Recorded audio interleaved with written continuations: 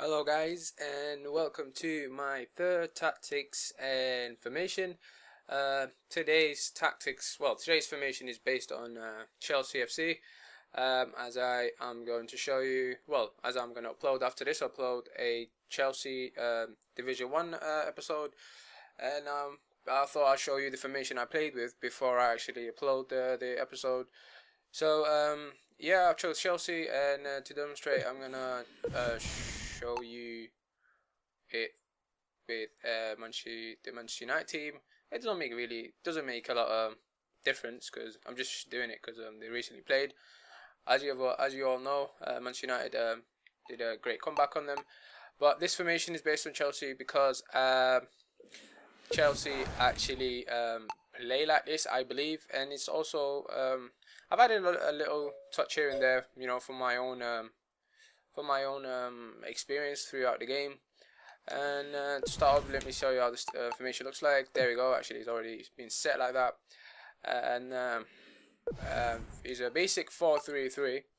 But the way recently Chelsea have been playing under Villa's boss is simply like this. Actually, I'll show you my starting lineup, which I used which I used actually for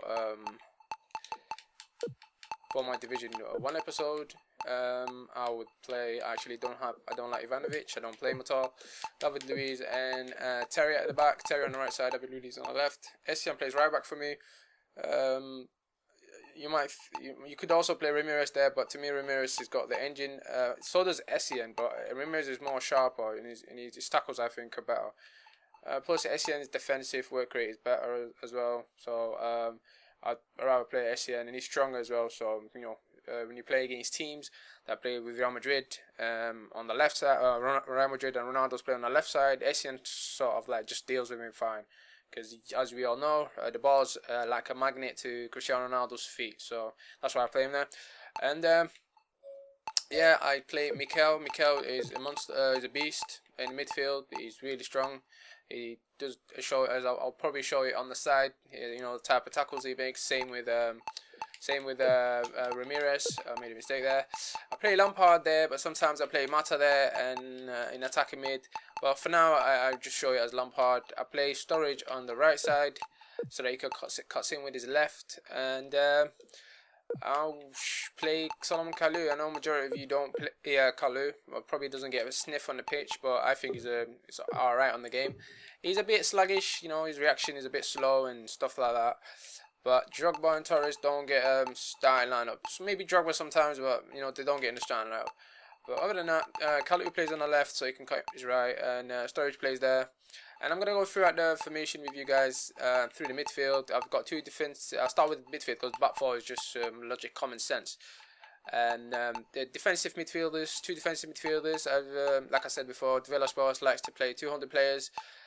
Usually, he likes to play around Morales. I don't really rate him as a defensive midfielder. He's more of a centre midfield, but in this formation, he sort of doesn't get a chance in my team. Maybe sometimes when Lampard gets tired, he gets on.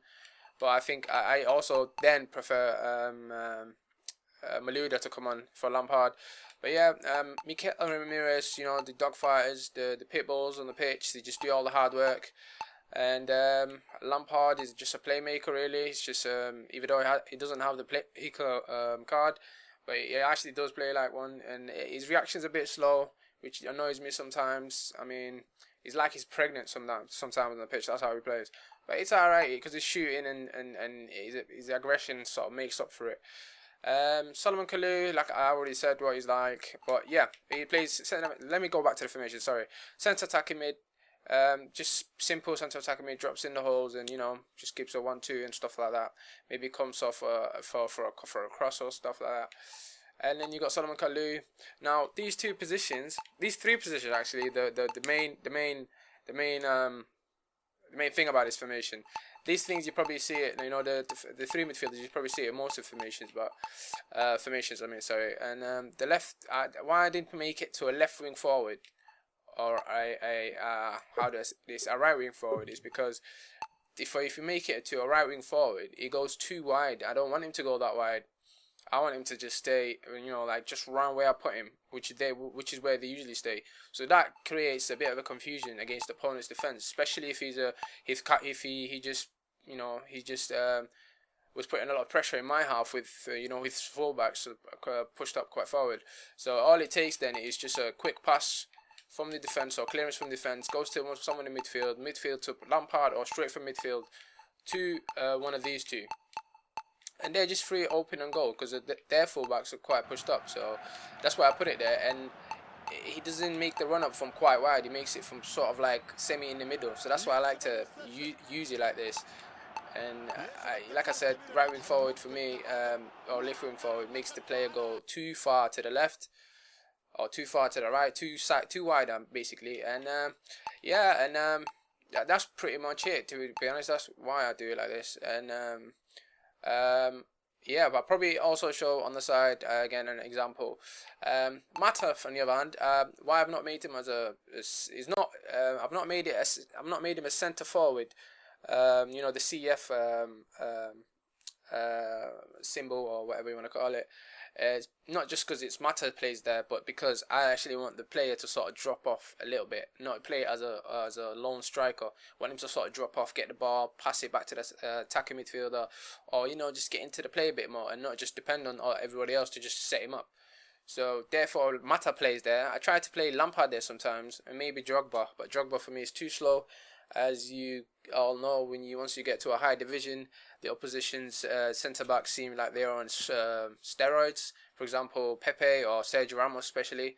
PK and Puyo also, but not as bad as Ramos. To be honest, Ramos, to me, is just like, he gets away with everything. So many tackles. It's like, fucking hell, that was foul, ref. You know, the game just plays on. Like, he didn't even commit a foul. Even the amount of penalties I've been given away against me. But you know what I mean. So yeah, I liked him to drop off sort of and create confusion, and that allows these two to sort of just get through, if you know what I mean. Like when he drops off and one of the centre back comes in, so that creates space for one of these two sometimes. Sorry. So yeah, that's pretty much it, guys. This is what the formation is all about, and as I was talking throughout this, I probably will show examples of what I'm talking about. I'm just not talking air, you know, just thin air, like. You know, I know what I'm doing. So I'll show you the tactics I use for this. It's quite unusual by me because it's really unbalanced. It's not balanced. It's quite, you know, straight to the point. It's all about counter attack. Because when you get to the Division 1, the players know how to defend. So you have to punish them through a counter attack. This is like playing in the Premier League. You know, when you're playing against a top team like Arsenal, Chelsea, Man United. The way you punish them is by counter-attack, because those teams are quite confident with their own ability, so they push quite far up. Same in the Division 1. When they push quite far up, you just counter-attack them. You got to punish them. This is for me the best Division 1 tactics I've done yet. Sorry. So custom tactics. I'll choose the one I used, which was Chelsea number 4, custom 4 Chelsea. Speed of play, quite fast. Like I said, you want it to be really fast. Passing, I want it a little bit mixed. You know, this is not how you pass, because obviously you depend how you pass, a long ball or a short ball. But this is how the players react to it. You know, but the speed, like I said, the build play is 100%. Passing is 40%. I like players to free roam sometimes. Sometimes, you know, the front three will just change positions. Everybody else doesn't, because maybe the two defensive midfielders. But obviously, like I said. Lampard can't change with nobody because he's the only attacking midfielder. Chance creation 66%. You know, you don't want everybody to push up and create a chance, because then it'll just leave big gaps and big holes at the back. So I just left it at 66. Crossing, I kept it as little as possible, because maybe I'll show you an example on the side. Why? Because this is the type of runs I want like my players to make, and I'm sure I've scored a goal like the example shown on the screen right now. I'll probably show it. I think it was Mata. Shooting, I want it to be lots. Obviously, I want a lot of players making, you know, runs to shoot. Lampard's great at that. Maybe should probably show another one as well. I don't know, but yeah, you see all that stuff anyway in the Division 1. Positioning, like I said, for the chance creation, I like them to free roam, because why I like them to free roam, which goes back to crossing. You know, they just keep it simple. go for short balls and the free roam at the same time. So I like to play the ball on the floor more or less. So that's why pressure. I don't want my centre backs to put a lot of pressure at all. Aggression 100%. Why I don't like to put a lot of pressure, a lot of you might think, what? You know what I mean? You want to put a lot of pressure, but I'll tell you why. I've actually found out something about the game's defense, which is a bit bogus, but it also very helpful. It's a bit bogus, but because not a lot of people know about it. Only probably the guys of experienced, you know, the Division 1 stuff that a lot of people are using, and it's really annoying. Like you can only press one button and not allow the other position to score. That's how bogus it is. And I've been using it because obviously I don't want nobody to score against me, but I will show that into the defensive tutorial, which is coming out soon. I was going to upload that soon. Well, I was going to upload that quite a bit ago, but once I found out about that, I restarted the whole thing because I wanted to show you a proper defensive tutorial. And I know a lot of you've been asking, but just be patient, guys. It's going to be done hopefully soon, okay? Anyway, aggression 100%. Team width, don't want it to be that wide, just a little bit narrow. As you can see, when the ball gets passed, they just, you know, everyone goes there. If the player is smart enough to switch it straight away, then, you know, that's what Barcelona do. They all get narrow and get into the players' faces, and that's how the opposition loses the ball. And that's why Barcelona have a lot of possession. Defenders line, I want it to be as cover. I don't want it to be as a offside trap because, like I said, I didn't put pressure at all. So you can't put an offside trap if you haven't put any pressure at all. So I'll put it as cover, and that's pretty much it, guys. Very shortly, I'm probably on the same day that I'm gonna upload this, or you're probably watching this now. On the same day, I will upload the episode 4 with Chelsea on Division 1. So be patient, guys, and I will see you on there. Also, oh yeah, just let me also, I was meant to say something. Oh yeah, you know, a lot of people ask when they see these formation and tactics, how do I apply that onto my division or my head-to-head season? What you do, you do your custom tactics, you do it whatever, then you press X and you save it. After you save it, you go back to the head-to-head, and then you go to quick tactics, because custom tactics doesn't come up. You go to quick tactics, you click on quick tactics, and you click on one of these and choose whatever all the stuff that I've already done. I can choose whatever I want from there. So you just choose that, and that's it. It stays on there like that, and that's how you do it, guys. Because I'm getting a lot of people asking the same questions I've already answered, which I've already answered on the same video, on the same, you know, on the comments, but they don't bother to read it. So just so that you know, it's right there. That's how you do it, and I'm not going to answer you if you ask me the same question again, because I've already said it in the video. Yeah, that's pretty much it, guys. Also, please like the video if I helped you. I appreciate it, and if you haven't subscribed already, subscribe. Yeah, and that's pretty much it. Oh yeah, also I've got a Twitter account now. You can follow me on Twitter.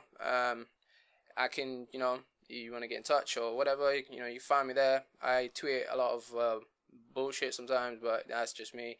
If you don't like it, it's fair enough, whatever. But if you want to follow me, just follow me on there, guys.